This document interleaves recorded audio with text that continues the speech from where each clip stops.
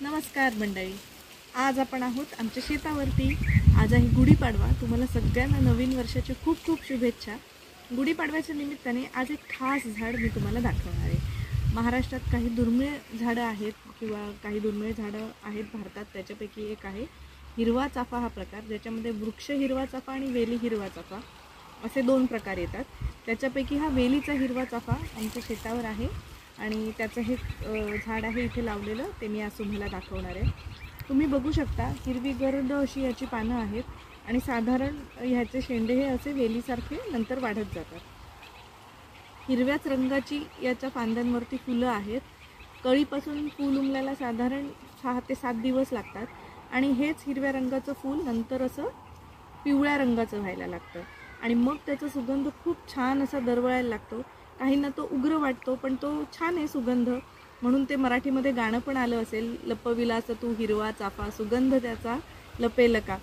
So कदाचित ते गाणं कवीला सुचलं असेल ह्याच्या सुगंधावरून। तुम्ही बघू शकता ह्याच्या शेंड्याकडे ही अशी फुलं आहेत। एका शेंड्याला 1 किंवा 2 अशी फुलंही लागतात आणि फुलं गळून गेल्यानंतर त्याची फळं तयार होतात।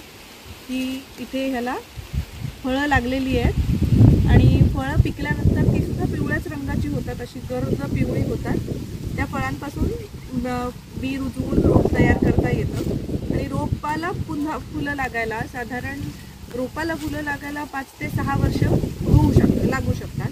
पण ह्याचं जर कलम केलेलं असेल तर त्याला फुलं लवकर लागतात। तर ह्याची छान उत्तम प्रतीची कलमं आपल्याकडे वृक्षवल्लीमध्ये उपलब्ध आहेत, जी आम्ही भारतात सर्वत्र कुठेही पाठवू शकतो। खाली आमचा कॉन्टॅक्ट नंबर दिला आहे, त्याच्यावरती नक्की संपर्क करा। याचा वापर कुठे करायचा तर तुमच्या बिल्डिंगच्या आवारात किंवा घराच्या जवळ किंवा तुमच्या शेतावरती कुठेही जागा असेल, फार जागा घेत नाही हे, तुम्ही छाटू शकता, छोटं बुश करू शकता आणि ह्याचा छान वापर आपल्या बागेमध्ये करू शकता। ह्याच्या फळांसाठी खूप छान पक्षी येतात झाडावरती। थोडेसे बोथट असे काटे असतात काही ठिकाणी खोडावरती, पण हे बागेमध्ये लावायला वापरायला खूप छान असं झाड आहे। सो एक हिरवा चाफा नक्की लावा, एक दुर्मिळ झाड एक छान तुमच्या कलेक्शनमध्ये ॲडिशन नक्की करा। थँक्यू।